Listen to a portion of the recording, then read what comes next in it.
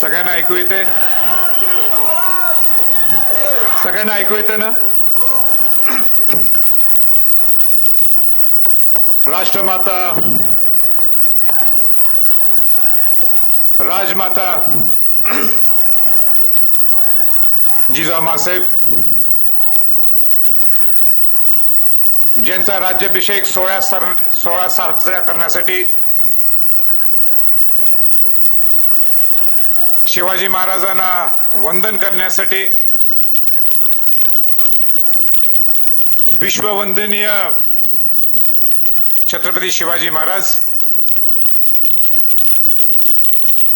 स्वराज्यवीर, स्वातंत्र्यवीर, धर्मवीर छत्रपती संभाजी महाराज, शिवाजी महाराजांचे दुसरे पुत्र ज्यांनी 9 वर्ष तामिळनाडूमधनं मराठ्यांचं साम्राज्य चालवलं ते छत्रपती राजाराम महाराज, ज्यांनी 7 वर्ष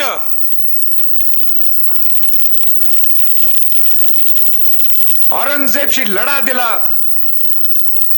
आणि औरंगजेब हा मराठ्यांच्या मातीतच त्याला जिथं गाडलं गेलं, त्या छत्रपती ताराबाई महाराणी साहेब, राजश्री छत्रपती शाहू महाराज यांना वंदन करून, यांना अभिवादन करून आज शिवाजी महाराजांच्या शिवराज्याभिषेक सोहळ्यासाठी इथं आवर्जून इथं उपस्थित आमदारगण, जिल्हाधिकारी, प्रतिष्ठित सर्व नागरिक, सन्मान्य विचार मंच आणि सगळ्यात जास्त ज्यांचं नाव आपण घेणं गरजेचं आहे, आमच्या सर्वांच्या पेक्षाही ते इथं उपस्थित सर्व शिवभक्त बंधू भगिनींनो,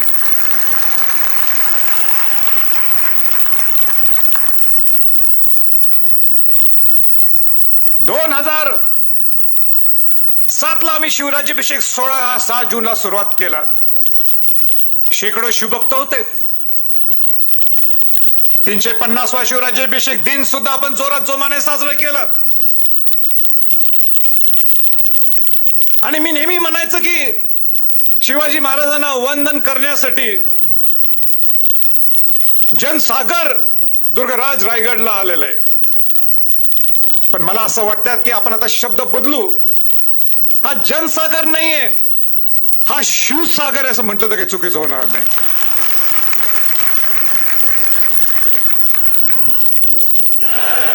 इथं राहण्याची सोय नाही, आम्ही ते करू शकत नाही. दुर्गराज रायगडवर जेवणाची सोय सुद्धा मोजकी आहे.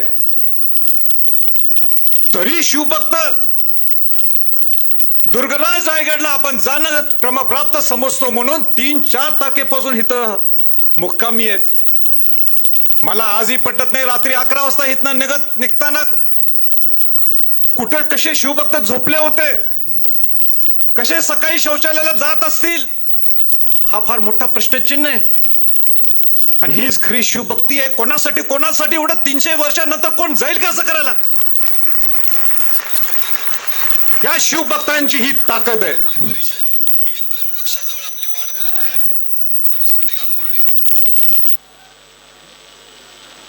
आणि म्हणून जेवढं मी शिवाजी महाराजांना वंदन करण्यासाठी आपण सगळे इथं आलो, मला अजून एक भावुक बोलायचंय. ते म्हणजे शिवाजी महाराजांचा मी विचाराचा रक्ताचा वारस तर राहायचाच, म्हणून मी या शिवभक्तांना सुद्धा मला आज वंदन करायचंय. अरे हे साध्या पुढाऱ्यांचे हे कुठल्या कार्यक्रमाला सगळे आलेले नाहीयेत. हे खरे शिवभक्त आहेत. शिवाजी महाराजांचा राज्याभिषेक सोहळा महाराष्ट्रातून, देशातून, कानाकोपऱ्यातून आज वंदन करण्यासाठी आलेले. शिवाजी महाराजांचा राज्याभिषेक सोहळा झाला ज्या ठिकाणी शिवाजी महाराज इथं आज आपल्याला या मेघडंबरीत पुतळा पाहायला मिळतो, त्याच ठिकाणी शिवाजी महाराज छत्रपती झाले. या राज्याभिषेकाचं महत्व आपल्याला समजून घेणं गरजेचं आहे. हा काय नुसता साधा दिवस नाही, अनसाधारण दिवस आहे, अन्यसाधारण दिवस आहे. सगळ्या बादशाहांना तुडून गुलामगिरीतून मुक्त करून शिवाजी महाराज छत्रपती झाले. आपला हा राज्याभिषेक त्यांचा असला तरी खऱ्या अर्थाने त्यांनी स्वराज्य आपल्यासाठी निर्माण केलं, आपल्यासाठी निर्माण केलं. राज्याभिषेक सोहळ्याच्या वेळी एक नवीन पर्व होता म्हणून राज्याभिषेक शक सुरू केला शिवाजी महाराजांनी. सोन्याचे नाणे स्वतःचे आपल्या राज्याचे पाहिजे, होण आपल्या स्वतःचा पाहिजे, नाणे आपल्या स्वतःचे पाहिजे. या राज्याभिषेक सोहळ्यातून हा मेसेज पूर्ण देशाला जगाला होता. हे शिवाजी महाराजांचं आणि आपलं सर्वांचं स्वराज्य सुरुवात झालेलं आहे. ह्या राज्याभिषेक सोहळ्याचं हे महत्व आहे. क्रांतिकारी दिवस आहे हा. आपण विचार सुद्धा करू शकत नाही की शिवाजी महाराजांचा दूरदृष्टिकोन काय होता. दुर्गराज रायगड किल्ल्यावर येत असताना आम्ही आज गाडीतनं बघितलं की काय तो किल्ला दिसतो आणि काय शिवाजी महाराजांनी त्यांनी दूरदृष्टिकोन ठेवून केला असेल, हीच माझी राजधानी होणार म्हणून तो नुसता रायगड किल्ला नाही. मी माझ्या जीवनात रायगड म्हणत मी काय म्हणतो, दुर्गराज रायगड, सगळा दुर्गांचा हा राजा आहे. 1947 ला भारताला स्वातंत्र्य मिळालं. आपल्याला 150 वर्ष या ब्रिटिशांची राजवट आपल्यावर होती. आपण तो स्वातंत्र्य दिन भारताचा आपण आनंदाने साजरा करायला पाहिजे. पण हे सुद्धा विसरून चालणार नाही. आपण बंधू भगिनींनो, शुभक्तांनो, जर पहिलं स्वातंत्र्य आपल्याला जर कोणी मिळवून दिलं असेल या सगळ्या शायांच्याकडून, जे आपल्यावर अतिक्रमण करून आपल्याकडे आलेले धर्मांध इस्लामशाहीचे लोक आपल्या अंगावर आलेले, त्यांना बाहेर काढून आपलं स्वराज्य निर्माण करणं. आणि म्हणून माझ्या दृष्टिकोनाने, आपल्या सर्वांच्या दृष्टिकोनातून जर पहिलं स्वातंत्र्य जर आपल्याला कोणी मिळवून दिलं असेल आणि भारताचा पहिला स्वातंत्र्य दिन कुठला असेल तर शिवाजी महाराजांचा राज्याभिषेक सोहळा आहे.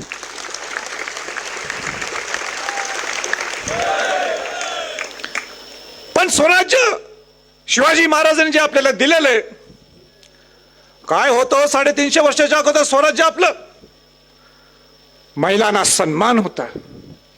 एकही अत्याचार आपण ऐकलंय का? अत्याचार झाला तर शिवाजी महाराजांची. अमेरिकाचं स्वातंत्र्य कसं मिळालं ते ना,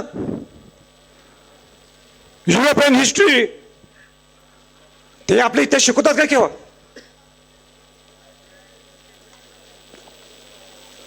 ते आपल्या इतिहास केव्हा शिकवतात? केव्हा शिकवत नाहीत. आणि आपण त्यांचा इतिहास शिकवायचा.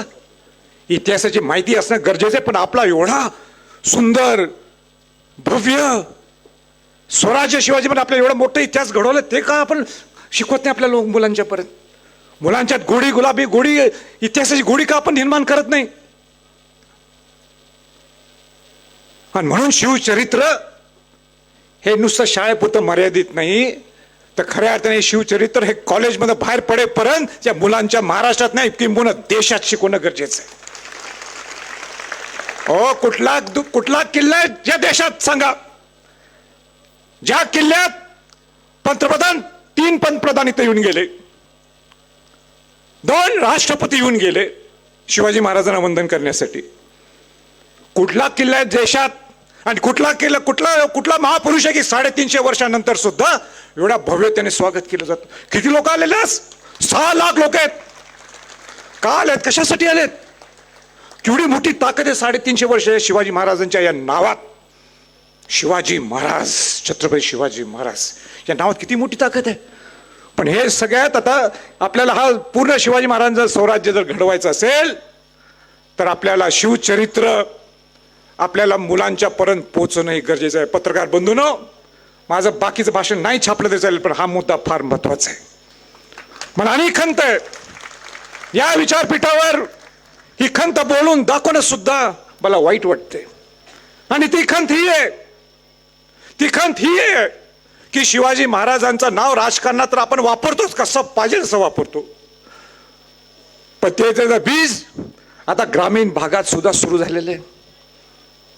ते बीज हे ग्रामीण भागात सुद्धा सुरू झालेलं आहे. हे वाईट आहे.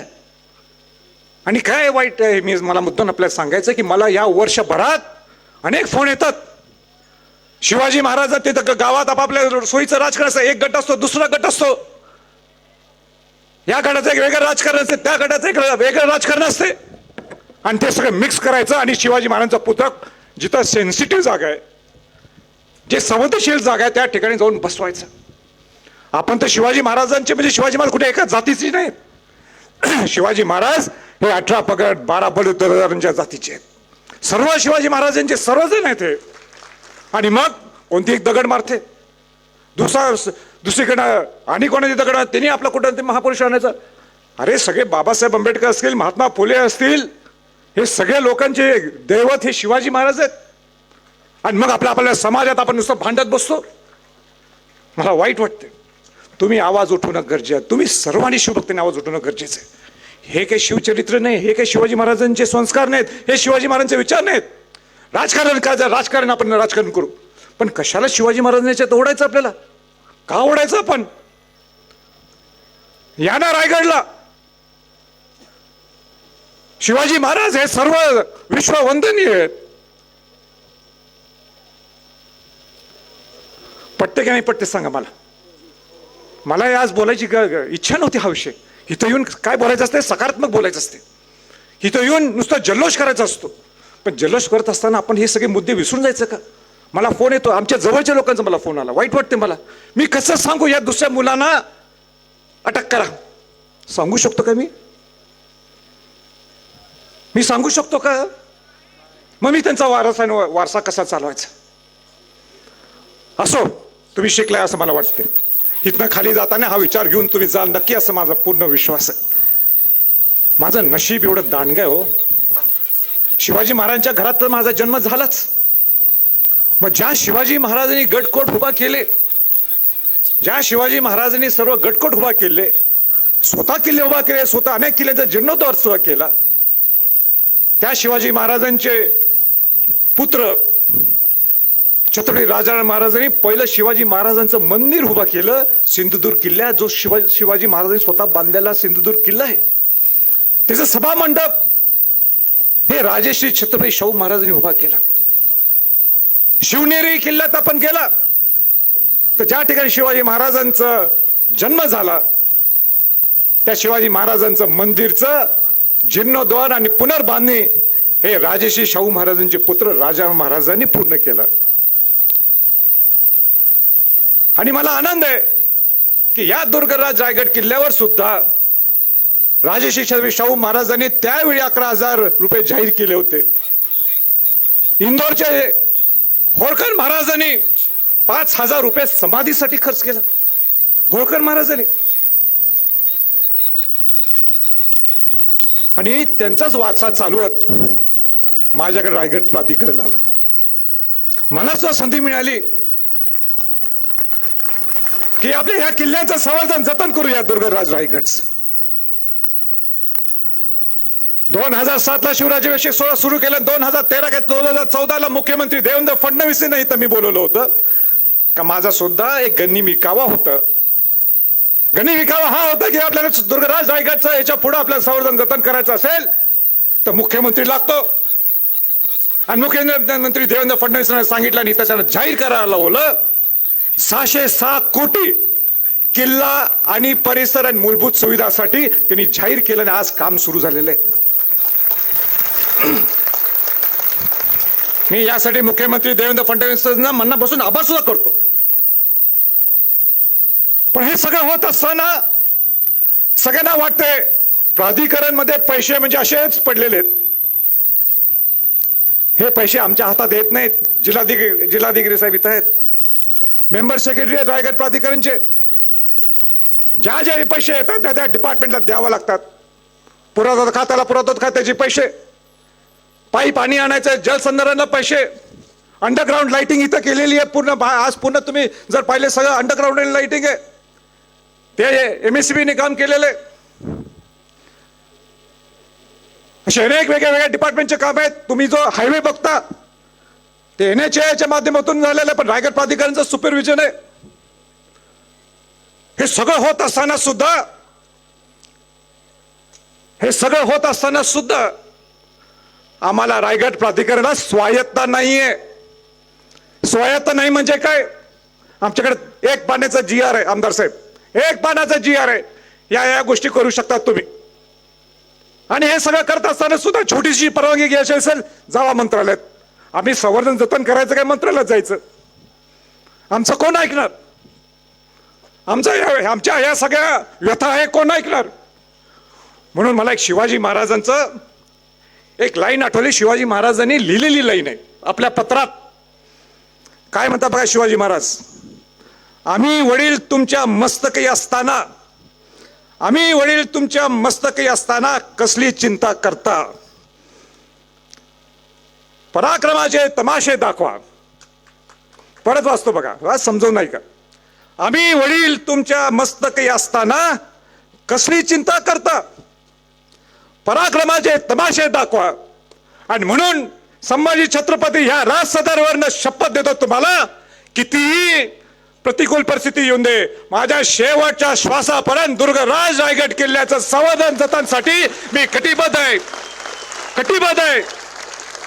किती त्रास होऊन दे, किती त्रास होऊन दे, किती कोण काय करून दे, पण हा पट्ट्या, हा पट्ट्या, हा गेले पट्ट्या, हा गेले पट्ट्या जरा सांगा. उगाच राज्याभिषेक सोहळा सुरू झाला नाही, एवढेच उगाच लाखो लोक आता येत नाहीत.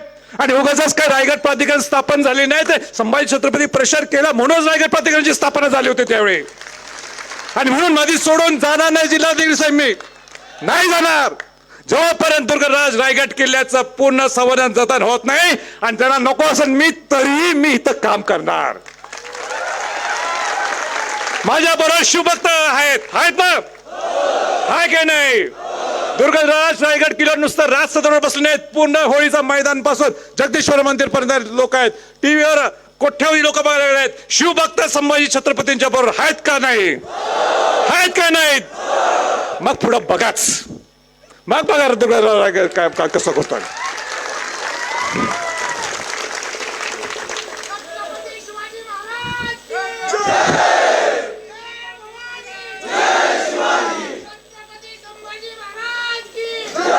एवढं होऊन सुद्धा मी थांबलो नाहीये, एवढ्या अडचणी होऊन सुद्धा मी थांबलो नाहीये.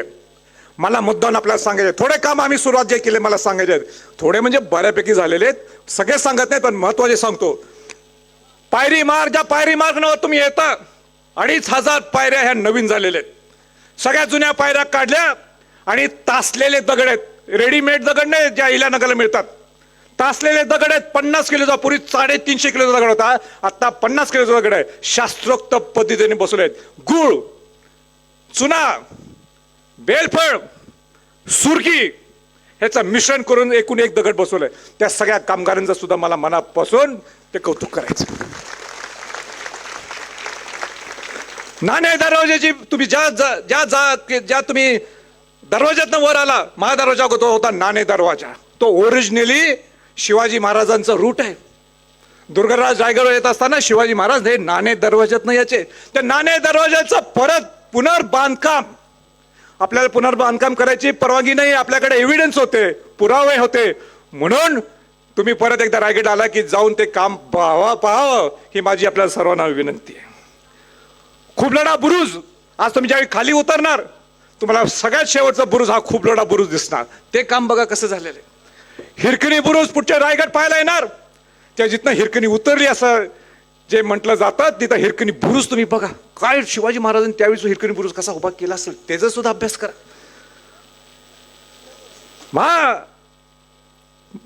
5 ते 7 तलावांचं संवर्धन चालू आहे, त्याला अनेक वर्ष लागतील.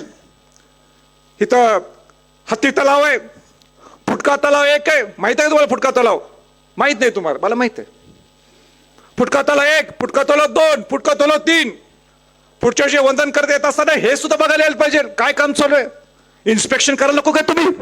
करायला पाहिजे. या बघा, राष्ट्रीय महामार्ग मी सांगितलं होतं NHAच्या माध्यमातून पूर्वीचं टेंडर जो त्याला दिलं होतं तो कामच करत नव्हता, त्याला ब्लॅकलिस्ट करणार हा संभाजी छत्रपती आहे. ब्लॅकलिस्ट केलं आणि नवीन टेंडर काढलं आणि आज 250 कोटीचं काम पूर्णत्वास आलेलं आहे. तिथं मी थांबत नाहीये. पुढच्या वेळी जेव्हा तुम्ही येणार दुर्गराज रायगडला तुम्हाला तो सांस्कृतिक हायवे, एक हेरिटेज हायवे दिसतो. म्हणजे महाडमध्ये येत असताना तुम्ही ज्यावेळी पाचाड किंवा इथं हिरकणीवाडीच्या ठिकाणी पोहोचणार तुम्हाला वाटणार अरे बाबा आपण ऐतिहासिक मार्गात आपण निघालोय. हा कुठला ऐतिहासिक मार्ग आहे हे सुद्धा तुम्हाला पुढच्या वर्षी. रोड आवडला ना तुम्हाला? किती सुंदर आहे, किती सेफ्टी. आता तुम्हाला 8 किलोमीटर गाडी थांबून तुम्हाला यावं लागते बसमधून. पण तुम्ही काय हे सगळं शक्य आहे? काय रोड तयार आहेत म्हणून. कित्येक अवशेष मी इथं बघितलं असेल. अनेक लोक अनेक ठिकाणी पुरातत्व खात्याच्या माध्यमातून सुद्धा त्याचं संवर्धन जतन झालेलं आहे. मी मागच्या वर्षी बोललो होतो की लाईट अँड साऊंड शो हा तयार आहे आपला. खरं म्हणजे हा लाईट अँड साऊंड शो आत्ता सुरू होणार होता, पण कोड ऑफ कंडक्ट लागल्यामुळं हे नवनिर्वाचित आमदार इथं आलेले आहेत. त्याचं नाव नंतर घेणार आहे मी. ते इथं आलेले आहेत आणि त्यांच्यामुळं आम्हाला त्याचं ओपनिंग करता आलं नाही. ते काय ते दुरुस्त करा बाबा काहीतरी. त्याच्यामुळे लोकांना लाईट अँड साऊंड शो बघायला मिळाला नाही. तो लाईट अँड साऊंड शो देशात तुम्हाला पाहायला मिळणार नाही तसा लाईट अँड साऊंड शो आहे. 360 डिग्रीचा आहे. 360 डिग्री. अहो बघा जर तुम्ही. त्या पुरातत्व खात्याला एवढीच माझी विनंती आहे की तर राहायला परवानगी देत नाही, पण या शिवभक्तांना हा लाईट अँड साऊंड शो बघायला मिळावा. दारुगोळा कोठार जे पहिल्यांदा रायगडवर अतिक्रमण किंवा अटॅक झाला असं म्हणतात, त्या दारुगोळा त्याच्यावर बॉम्ब पडला तिकडच्या तोफेवर, तिकडच्या गड आपल्या त्या पलीकडच्या डोंगरावरनं, हा पोटल्या डोंगरावरनं जो झाला, ते दारुगोळाचं आपल्याला संवर्धन जातं. ते बघा जाऊन. तिथली फरशी सापडली. 350 वर्षाच्या अगोदर फरशी कशी लावली होती शिवाजी महाराजांच्या वेळी ते पाहायला तुम्हाला मिळेल. राज सदरचं संवर्धन आता सगळे हार आहेत म्हणून तुम्हाला पाहायला मिळत नाहीत किंवा सजावट झाली म्हणून तुम्हाला मिळत नाही. या राज सजावटचं संवर्धन 75 वर्षात पहिल्यांदा रायगड प्राधिकरणच्या माध्यमातून पुरातत्व खात्याच्या माध्यमातून सुरू झालेलं. हे नगारखाना जिथं आपण बसलो, हे राज सदर जिथं आपण बसलोय, माझं स्वप्न आहे आणि माझं नाही सर्व शिवभक्तांचं स्वप्न आहे. आपण हे राज सदर का पुनर्बांधणी करू शकत नाही? का शिवाजी महाराजांचं भव्य जसं राज सदर तसं करत. आणि मला आठवतं की मागच्या भाषणात मी बोललो होतो मी काय ते करणार, मागा लागणार या पुरातत्व खात्याच्या केंद्रात जाऊन वेळ पडले तर ठिया ठोकणार. आणि मला आनंदाने आपल्याला सांगायचं हितली अजून त्यांनी परवानगी दिली नाही, पण मागा नगारखाना एकमेव वास्तू आहे या दुर्गराज रायगड किल्ल्यावरती आपल्याला पाहायला मिळते. त्याच्यावरचं छत, हे छताचं काम हे पावसाळ्यानंतर सुरू होते. इथं हळूहळू घुसायचं असते. सगळंच दे मागितलं की मग ते काही ते थोडं देतात.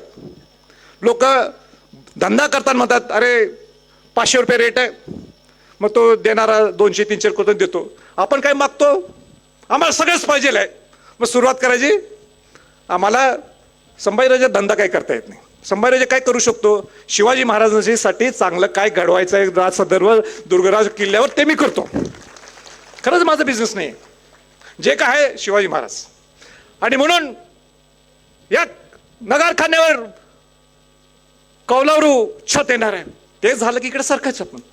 तुमची ताकद पाहिजे. हाय काय ताकद? हाय काय ताकद? असं नाही चालणार. जोरात पाहिजे. हाय काय ताकद?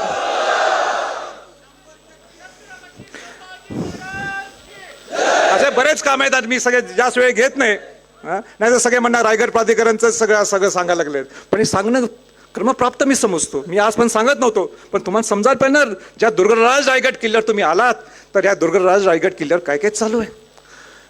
आपले 11 किल्ले हे युनेस्कोचं ब्रँडिंग झालेलं आहे जागतिक वारसा स्थळामध्ये. आपला एकही किल्ला हा जागतिक वारसा स्थळामध्ये नोंद नव्हता. राजस्थानचा एक उदयपूर घराणं सोडलं तर कुठल्याही किल्ल्यांचा कुठल्याही राजांचा इतिहास नाही तिथं. सगळ्यांनी हात मिळवले केले आहे मोगलांशी. महाराणा प्रतापांचं घराणं सोडून त्यांचे 7 किल्ले राजकीय वारसा स्थळामध्ये युनेस्कोचं ब्रँडिंग वर्ल्ड हेरिटेज साईट. आपला एकही किल्ला नाही. मी मागं लागलो 2016 पासून पाठपुरावा केला. सगळ्या मंत्र्यांना सगळे जे तज्ञ त्या लोकांना हेलिकॉप्टरमध्ये बसवलं का ते किल्ल्यात परत चालत फिरतील काही प्रश्नचिन्ह आहेत म्हणून हेलिकॉप्टरमध्ये फिरवून सांगले काय महत्वाचे आपले किल्ले हे देखणे नाही आहेत. आपले किल्ले हे लढलेले किल्ले आहेत. या किल्ल्यामध्ये शौर्यत्व आहे. या किल्ल्यामध्ये संस्कार आहेत. या किल्ल्यामध्ये नीतिमत्ता आहे. आणि म्हणून तुम्ही याला जागतिक वारसा स्थळामध्ये नोंद व्हायला पाहिजेत. आणि 3-4 किल्ले मग पुरातत्व खाते विसरलं ते मी त्यांना घालायला लावले. आणि मग पुढचं फिनिशिंग हे देवेंद्र फडणवीसांनी या सगळ्यांनी केलं आणि आज 11 किल्ले जागतिक वारसास्थळामध्ये आहेत. पण मला एवढं सुद्धा सांगायचंय सगळ्या शिवभक्तांना आणि शासनाला सांगायचंय, शासनाला सूचित करायचंय, तुम्ही खुश राहू नका. नुसतं 11 किल्ले म्हणजे आपल्या युनेस्को ब्रँडिंग मध्ये झालं, आपण खुश. जागतिक वारसास्थळामध्ये आपले किल्ले गेलेत, फंड आला. अजिबात 1 रुपये फंड ते देत नाहीत. नुसतं ब्रँडिंग असते काही, नुसतं गुगल केलं जागतिक वारसास्थळामध्ये कुठले गेले तर आपले 7 येणार, आपले 11 येणार, राजस्थानचे 7 येणार, एवढंच. पण तुम्ही ते जर संवर्धन जतन नाही केलं तर तुमचं नामांकितपणा सुद्धा जे तुम्हाला 11 किल्ल्यांना मिळालंय ते सुद्धा काढून घेण्यात येऊ शकते. हे माझी सरकारला सूचना आहे. धोक्याची घंटाई. पण असो, मी आता जास्त काही वेळ घेत नाहीये, पण मला इथं आमदार अभिजित पाटील आलेले आहेत, नवनिर्वाचित आमदार आमचे मित्र अनिकेत तटकरे आले आहेत, आमदार मंगेश चव्हाण आलेले आहेत. माझी आपल्या ठिकाणी विनंती, उगाच नाव घेतलं नाही तुमचं, मी माझा स्वार्थ आहे. या राज सदर कोणाचं नाव घेतलं जात नाही, कोणाचं नाव घेतलं जात नाही. मी सुद्धा निमित्त आहे. इथं तुमचं नाव घेतल्याच्यासाठी तुम्ही आलात, तुमचं कौतुक आहे.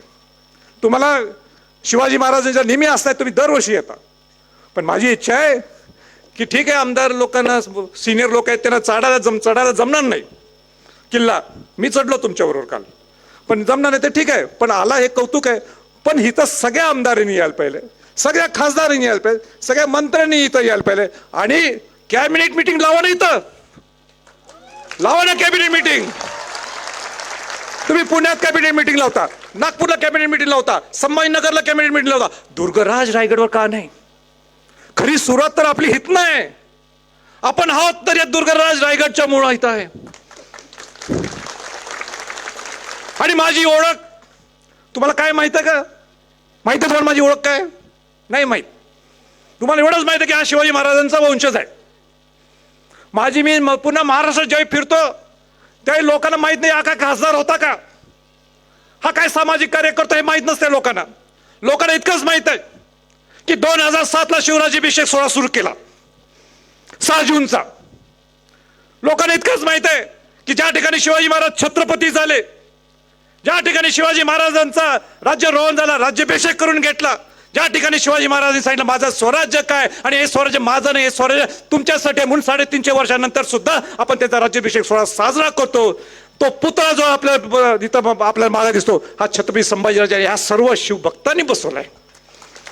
ही माझी ओळख आहे, ही माझी ओळख आहे. आणि मला अभिमान आहे, मला अभिमान आहे. माझ्या शेवटच्या क्षणात मी ज्यावेळी वर जाईन माझी ओळख हीच राहायला पाहिजे की या संभाजीराजांनी प्रयत्न केला या राज सदरवर, ज्या ठिकाणी शिवाजी महाराज छत्रपती झाले त्या ठिकाणी आपण पुतळा बसवायला मला संधी आणि सर्व शिवभक्तांना संधी मिळाली.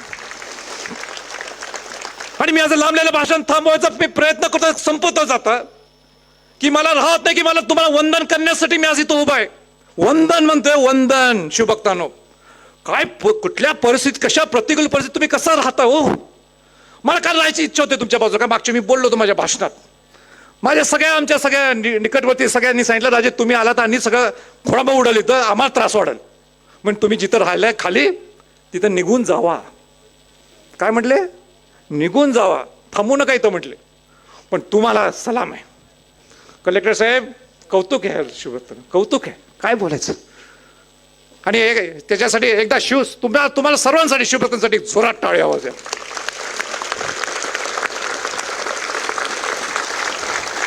मी राज्याभिषेक समितीचं मनापासून कौतुक करतो. त्यांचं कौतुक कोण करणार? मीच करायला पाहिजे. माझ्या पत्नी असल्या तरी त्या स्वतः शिवभक्त आहेत माझ्यापेक्षाही जास्त. त्या सैंदराजांचं सुद्धा मी कौतुक करतो. राज्याभिषेक समितीचे अध्यक्ष त्यांचे सर्व सहकार्यांचं मी, माजी अध्यक्ष त्यांच्या सर्व सहकार्यांचं मी मनापासून कौतुक करतो. अहो महिनाभर नुसतं राबतात, सकाळी 8 वाजल्यापासून रात्री 12 वाजेपर्यंत काम करतात कोल्हापूरमध्ये. पूर्ण महाराष्ट्रात असं काही काम करायचं, नुसतं कोल्हापूर राहिलं नाही आता. त्या जिल्हा प्रशासनाचं मला कौतुक करायचंय. जिल्हाधिकारी असतील, जिल्हा पोलीस प्रमुख असतील, RDC असेल, त्यांची पूर्ण टीम असेल, ह्या कोऑर्डिनेशनच्या मुळे हे काय हा राज्याभिषेक सोहळा काही यशस्वी होऊ शकत नाही. तुम्ही ते केलं याबद्दल सुद्धा तुमचं मी मनापासून आपलं अभिनंदन करतो, तुमचं कौतुक करतो. आभार तर मी मानू शकत नाही दोघांचं. आणि म्हणून परत एकदा शिवभक्त आपण इथं आलात, माझी एवढीच विनंती राहणार आहे, आपण शिस्तबद्ध पद्धतीने वर आला, शिस्तबद्ध पद्धतीने खाली जावा. कुठं कचरा दिसला, जसं आपण काय म्हटलंय, माझा गड माझी जबाबदारी. कुठं प्लास्टिक दिसलं ते प्लास्टिक उचला, कारण का शेवटी हे आपल्याला काढावं लागते प्लास्टिक. सगळे अनेक संघटना येतात, रायगड प्राधिकरण थोडाफार हात लावतोय, पण सगळे अनेक संघटना येतात आणि हे सगळा कचरा काढतात. पण कचरा वर राहू नये एवढीच माझी हात जोडून विनंती आहे. सुखरूप जावा, घरी पोचा. हे पुढचा महिनाभर विचार करा आपण काय काय केलं. हे शिवराज्याविषयी आपण शिवाजी महाराजांना कसं आत्मचिंतन करायला पाहिजे, आपण शिवाजी महाराजांचं सारखं कसं राहू शकतो, कसं वागू शकतो, कसं त्यांच्याकडे मोठं होऊ शकतो. मी तसं करतो, तुम्ही का करू नये. आणि म्हणून परत एकदा सगळ्यांना शुभेच्छा, राज्याभिषेक दिनाच्या शुभेच्छा देतो आणि थांबतो. जय हिंद, जय महाराष्ट्र, जय शिवराय.